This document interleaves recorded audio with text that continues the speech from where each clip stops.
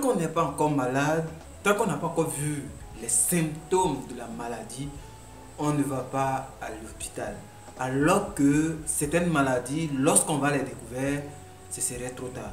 C'est pourquoi il est vraiment impératif et demandé aux entrepreneurs de pouvoir faire un diagnostic. En ce qui concerne le diagnostic personnel ou le diagnostic de leur entreprise. Dans cette vidéo, nous allons parler de diagnostic et comment diagnostiquer son entreprise ou comment se diagnostiquer personnellement.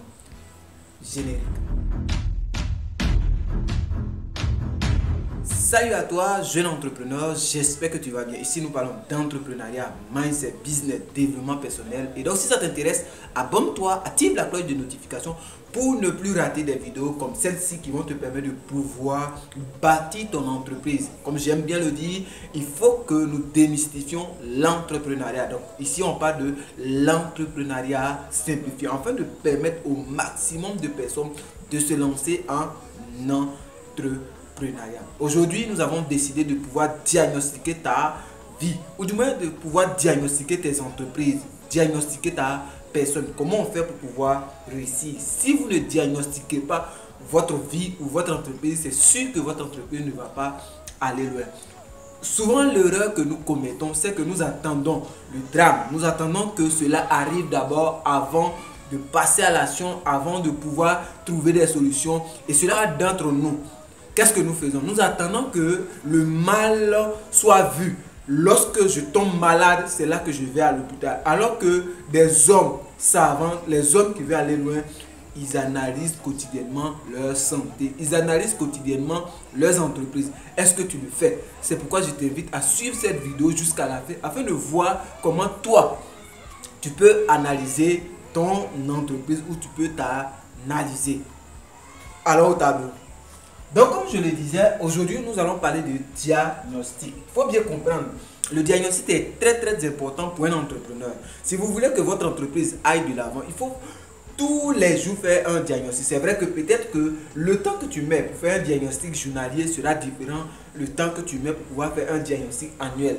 Or, si vous attendez chaque année de manière périodique pour pouvoir faire un diagnostic, ça sera un peu difficile lorsqu'il y aura un changement rapide. La première des choses qu'il faut savoir, qu'il y a un diagnostic personnel. Comme je l'ai déjà dit, il y a un diagnostic personnel. Mais il faut comprendre que si vous-même, vous n'êtes pas vraiment prêt, vous n'êtes pas solide, vous n'avez pas le truc dans votre ventre, c'est sûr que votre entreprise n'aura pas d'impact. Parce que c'est ce que tu as, c'est ça que tu donnes. Comme on aime bien le dire en Afrique, la plus belle femme donne ce qu'elle a. Et donc, si vous n'avez pas, c'est sûr que vous ne pouvez pas donner. Donc, je t'invite d'abord à faire un diagnostic personnel. Un diagnostic personnel, qu'est-ce qu'on doit faire? Il faut d'abord connaître ses objectifs. On ne cesserait de dire à toute personne qui veut réussir. Si vous voulez réussir, il faut avoir des objectifs clairs. Comme je le disais dans l'une de mes publications, la personne qui veut aller loin doit pouvoir connaître ses objectifs. Mais ne pas seulement connaître ses objectifs, bien les détailler. Et il faut que ces objectifs soient clairs. Lorsqu'on te pose la question, qu'est-ce que tu veux atteindre cette semaine? Qu'est-ce que tu veux atteindre le mois prochain? Qu'est-ce que tu veux atteindre d'ici 6 mois ou 1 an, 2 ans? Donc, lorsque tu établis tes objectifs, en fonction de là, tu pourras faire un diagnostic personnel. C'est important. Tu fais quel diagnostic si tu n'as pas d'objectif, si tu ne sais pas ce que tu dois faire? Donc, il va falloir savoir ce qu'on doit faire d'abord. Lorsque tu sais ce que tu dois faire, c'est un peu plus facile de pouvoir analyser. Le corps humain, on l'analyse en fonction des activités qu'on veut faire. La plupart des personnes qui vont à l'hôpital pour pouvoir s'analyser, c'est parce qu'ils veulent vivre longtemps. C'est leur objectif. Donc, comment je vais voir si mon corps va bien, mon corps pourra supporter. Et la plupart même, ce sont des personnes haut placées. Vous allez voir des personnes qui sont en bonne santé, mais qui vont à l'hôpital, qui font du sport. Selon vous, c'est pourquoi? C'est parce qu'ils veulent rester longtemps en bonne santé. Et donc, si vous êtes une personne que vous voulez aller loin, la première des choses à faire, c'est de pouvoir vraiment vous fixer des objectifs. Lorsque j'ai fixé mes objectifs, qu'est-ce que je fais? Je vais voir quelles sont mes forces, quelles sont mes faiblesses. Quand on parle de force, et quand on parle de faiblesse, ne voyez pas, je peux soulever 5 sacs de riz, je peux soulever 10 sacs. Non, c'est pas ça. Mais quelle est ma capacité intellectuelle, quelle est ma capacité relationnelle, quelle est ma capacité émotionnelle. Et ici, lorsqu'on fait le diagnostic, il faut voir, est-ce que moi je suis capable de pouvoir résister émotionnellement? Combien de fois je peux résister lorsqu'une personne essaie? Qu'est-ce que je dois faire? Tout ça, il faut les analyser point par point parce que ça aura un impact sur votre objectif. Lorsque je sais comment je peux résister aux occasions, c'est facile pour moi de pouvoir m'arrêter là où je dois m'arrêter. C'est facile pour moi de pouvoir atteindre certains objectifs. C'est facile pour moi de pouvoir aller un peu plus loin ou ne pas aller. Donc, quand je connais mes forces, point par point, je vais les améliorer. Dans notre continent, qu'est-ce qu'on nous enseigne? Si vous avez la moyenne, ça ne vaut plus la peine de pouvoir essayer. Et je vais donner cet exemple même personnellement. Lorsqu'on était lycéen, qu'est-ce qu'on fait? On passe des examens, on fait des notes, on attendait les copies. Après les copies, on regarde si j'ai eu une bonne moyenne. Ok, Dieu merci. Si je n'ai pas eu une bonne moyenne, tant pis, c'est le ciel qui a voulu. Or, lorsqu'on veut devenir un excellent élève, étudiant ou apprenant, même entrepreneur, lorsqu'on pose un acte, même s'il n'y a pas encore de résultat, il faut prendre le temps pour pouvoir analyser ce résultat-là. Est-ce que ce résultat-là sera favorable? Si ce n'est pas encore favorable, ou du moins si ça ne va pas être favorable, qu'est-ce que je fais pour pouvoir impacter d'autres actions? La chose à faire, c'est de pouvoir travailler votre force et aussi travailler sur les faiblesses. Comme je le disais, avec l'exemple d'un étudiant ou d'un élève, qu'est-ce qu'on faisait? Quand on avait 18, et toi aussi tu le sais, quand tu avais 18, oh là là, tu chantais, tu dansais, et puis après, mais tu te poses jamais la question, mais comment j'ai fait pour pouvoir avoir 18? Quelles étaient mes qualités? Quels étaient les outils que j'ai utilisés? Quel était l'endroit ou les livres que j'ai étudiés? Quels étaient les exercices que j'ai traités? Tout ça aussi, ça fait partie. Donc, quand on est une personne, quand on est un entrepreneur, quand on est un leader, chaque fois, on doit pouvoir diagnostiquer. Et diagnostiquer, c'est voir les outils, les éléments, les ingrédients qui ont permis de pouvoir obtenir tel résultat. Que le résultat soit mauvais ou bon, il faut tout le temps revoir les choses qu'on a utilisées pour pouvoir obtenir un mieux. Donc, un exemple simple. Lorsque vous voulez améliorer, par exemple, vos façons de faire les choses, vous voulez devenir plus musclé, vous voulez vraiment être en bonne santé, qu'est-ce que je vais faire? Je vais poser certaines actions.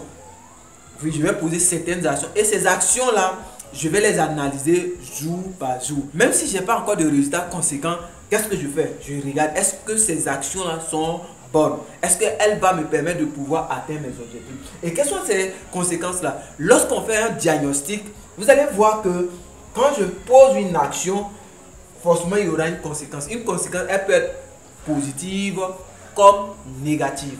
Donc, il faut déjà voir quelles sont les conséquences que je vais avoir. Et si ces conséquences sont positives, alors je vais améliorer les actions que je dois poser.